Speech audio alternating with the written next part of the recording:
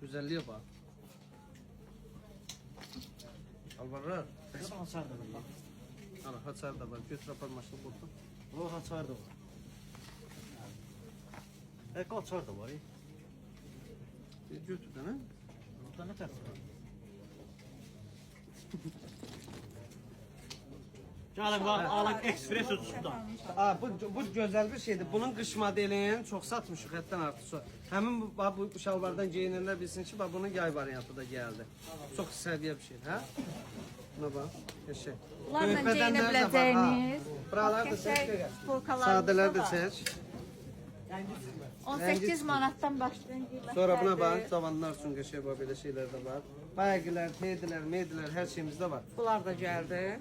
Bəli, bu 10 santimetrlikdən deyil, adi olanlardan da 30 manata. 6 hündür Bunlar rəqablar. dəridir, qəşəng. Gələcək Cırıldı, dağıldı, söküldü və istəyən vaxtında gətirin 6 hündür qaytar. rəqabla gələcək. Toyluq geyimlərimiz, toyluq rəqqablarımız 6 hündürlər qutardı.